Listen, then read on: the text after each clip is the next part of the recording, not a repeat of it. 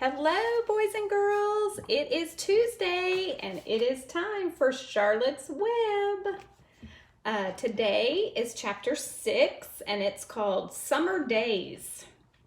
The early summer days on a farm are the happiest and fairest days of the year. Lilacs bloom and make the air sweet and then fade. Apple blossoms come with the lilacs, and the bees visit around among the apple trees. One of my favorite memories from Japan when I taught there was going to the apple farm and picking apples. I wish we could do that around here. The days grow warm and soft. School ends and children have time to play and to fish for trouts in the brook. Avery often brought a trout home in his pocket. That's kind of stinky. Warm and stiff and ready to be fried for supper. Now that school was over, Fern visited the barn almost every day to sit quietly on her stool. The animals treated her as an equal. The sheep lay calmly at her feet.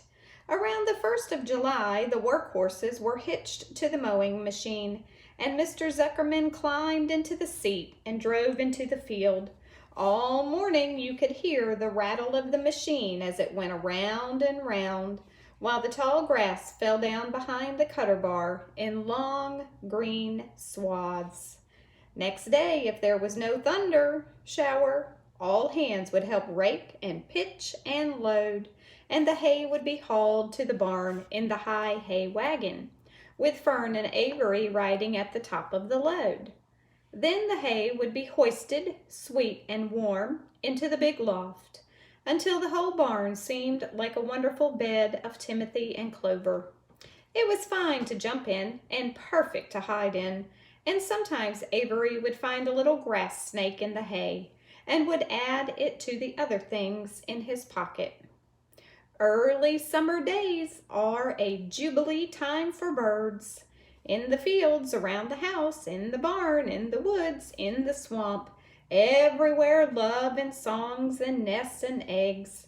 From the edge of the woods, the white-throated sparrow, which must come all the way from Boston, calls, "Oh, Peabody, Peabody, Peabody."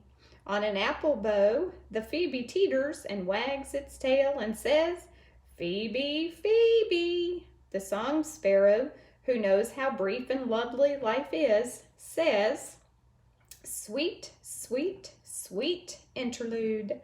Sweet, sweet, sweet interlude." If you enter the barn, the swallows swoop down from their nest and scald. "Cheeky, cheeky," they say. In early summer, there are plenty of things for a child to eat and drink and suck and chew. Dandelion stems are full of milk. Clover heads are loaded with nectar. The Frigidaire is full of ice-cold drinks.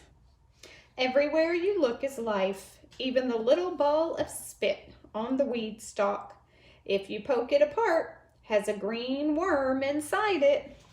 And on the underside of the leaf of the potato vine are the bright orange eggs of the potato bug. It was on a day in early summer that the goose eggs hatched. This was an important event in the barn cellar. Fern was there, sitting on her stool when it happened. Except for the goose herself, Charlotte was the first to know that the goslings had at last arrived. The goose knew a day in advance that they were coming. She could hear their weak voices calling from inside the egg. She knew they were in a desperately cramped position inside the shell and were most anxious to break through and get out. So she sat quite still and talked less than usual.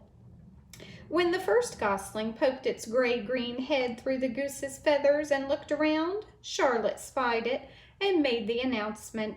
"I am sure," she said, "that every one of us here will be gratified to learn that after 4 weeks of unremitting effort and patience on the part of our friend the goose, she now has something to show for it. The goslings have arrived. May I offer my sincere congratulations?" "Thank you, thank you, thank you," said the goose, nodding and bowing shamelessly. "Thank you," said the gander. "Congratulations," shouted Wilbur. "How many goslings are there? I can only see one." "There are 7," said the goose. "Fine," said Charlotte. "7 is a lucky number." "Luck had nothing to do with this," said the goose. "It was good management and hard work." At this point, Templeton showed his nose from his hiding place under Wilbur's trough. He glanced at Fern, then crept cautiously toward the goose, keeping close to the wall. Everyone watched him, for he was not well liked, not trusted. "Look," he began in his sharp voice, "you say you have 7 goslings. There were 8 eggs. What happened to the other egg? Why didn't it hatch?" "It's a dud, I guess," said the goose. "What are you going to do with it?" continued Templeton, his little round beady eyes fixed on the goose. "You can have it," replied the goose. "Roll it away and add it to that nasty collection of yours." Templeton had a habit of picking up unusual objects around the farm and storing them in his home. He saved everything. Certainly, said the gander. "You may have the egg, but I'll tell you one thing, Templeton. If I ever catch you poking your ugly nose around our goslings, I'll give you the worst pounding a rat ever took." And the gander opened his strong wings and beat the air with them to show his power.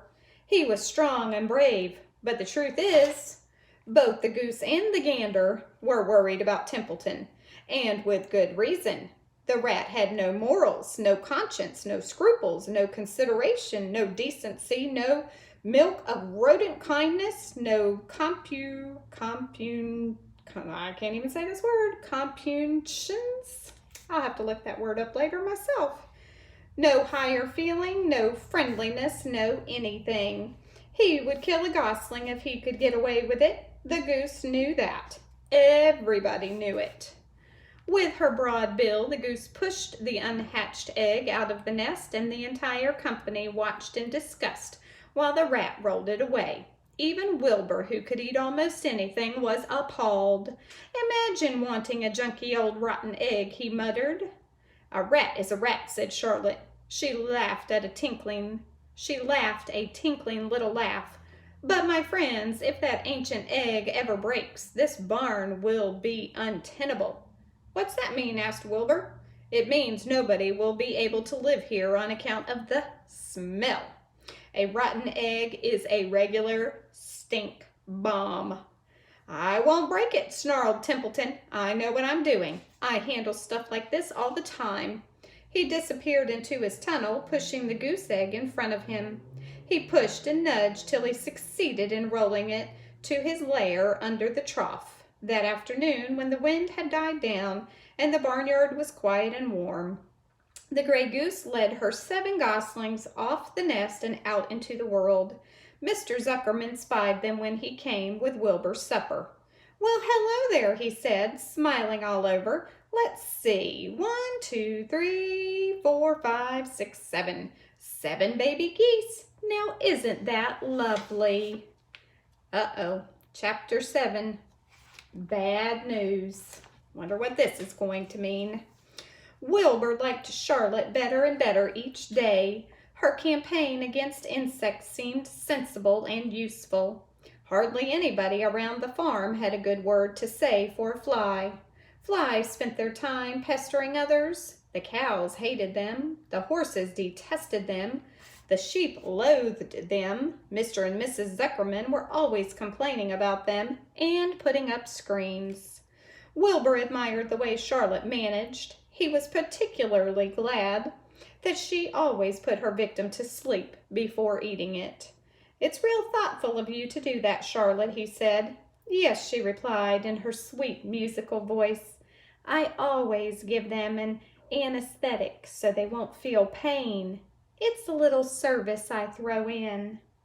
As the days went by, Wilbur grew and grew. He ate 3 big meals a day. He spent long hours lying on his side, half asleep, dreaming pleasant dreams. He enjoyed good health, and he gained a lot of weight.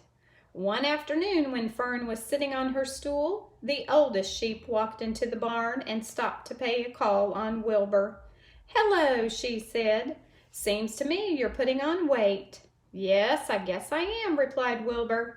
At my age, it's a good idea to keep gaining. Just the same, I don't envy you, said the old sheep. You know why they're fattening you up, don't you? No, said Wilbur. Well, I don't like to spread bad news, said the sheep, but they're fattening you up because they're going to kill you, that's why. They're going to what? Screamed Wilbur. Fern grew rigid on her stool. Kill you? Turn you into smoked bacon and ham, continued the old sheep. Almost all young pigs get murdered by the farmer as soon as the real cold weather sets in. There's a regular conspiracy around here to kill you at Christmas time. Everybody is in the plot. Lurvy, Zuckerman, even John Arable. Mr. Arable, sobbed Wilbur. Fern's father? Certainly. When a pig is to be butchered, everybody helps. I'm an old sheep and I see the same thing, same old business, year after year. Arable arrives with his 22, shoots the... Stop! Screamed Wilbur. I don't want to die. Save me, somebody, save me. Fern was just about to jump up when a voice was heard. Be quiet, Wilbur, said Charlotte, who had been listening to this awful conversation. I can't be quiet, screamed Wilbur, racing up and down. I don't want to be killed. I don't want to die. Is it true what the old sheep says, Charlotte? Is it true they are going to kill me when the cold weather comes? Well, said the spider, plucking thoughtfully at her web, the old sheep has been around this barn a long time. She has seen many a spring pig come and go. If she says they plan to kill you, I'm sure it's true. It's also the dirtiest trick I ever heard of. What people don't think of. Wilbur burst into tears. I don't want to die, he moaned. I want to stay alive right here in my comfortable manure pile with all my friends. I want to breathe the beautiful air and lie in the beautiful sun. You're certainly making a beautiful noise, snapped the old sheep. I don't want to die, screamed Wilbur, throwing himself to the ground. You shall not die, said Charlotte briskly. What? Really? Cried Wilbur. Who's going to save me? I am, said Charlotte. How? Asked Wilbur. That remains to be seen. But I am going to save you, and I want you to quiet down immediately. You're carrying on in a childish way. Stop your crying. I can't stand hysterics. And there's a picture. I wonder if any of your moms have told you that recently. And that is the end of our chapter. So tomorrow on chapter 8, we will see what's going on with Fern and Charlotte and all the other characters. It's called A Talk at Home. Don't forget, I forgot to remind you at the beginning, when you do your read alouds, make sure you bring a piece of paper and a pencil so you can write down any words that you're not sure what they mean and look them up later. That is a great skill to learn, learning new vocabulary words. You should be trying to learn at least 5 new words every day. I'm going to go look that one word up that I had trouble saying. Okay, so, 365 Days of Wonder first. Today is May the 12th. The world does not know how much it owes to the common kindnesses which so abound everywhere. Kindness is everywhere, and you should be spreading more of it. So make sure you're being kind to people every single day. Can be as little as a smile. Okay, fun fact for today. This is actually going to be a challenge for you also. We're going to see if anyone takes my challenge. So, we have a person. His name is Pablo Picasso. He is no longer living. I'm going to say it again. Pablo Picasso. You're going to want to write that down if you want to do my challenge. He entered art school when he was 10 years old, so not much older than you. The Picasso Museum in Barcelona, Spain includes many of his early works from when he was very young, from his childhood. There are many of his artworks in the museum. My challenge for you is to Google Pablo Picasso, find and look at some of his artwork, copy one of the pictures and send it to Mrs. Williams in an email and tell me what you liked about it and maybe one fun fact about Pablo Picasso. He's a very interesting artist.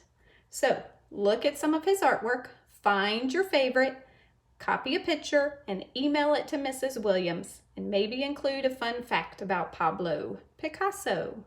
All right, boys and girls, I will see you tomorrow. Bye.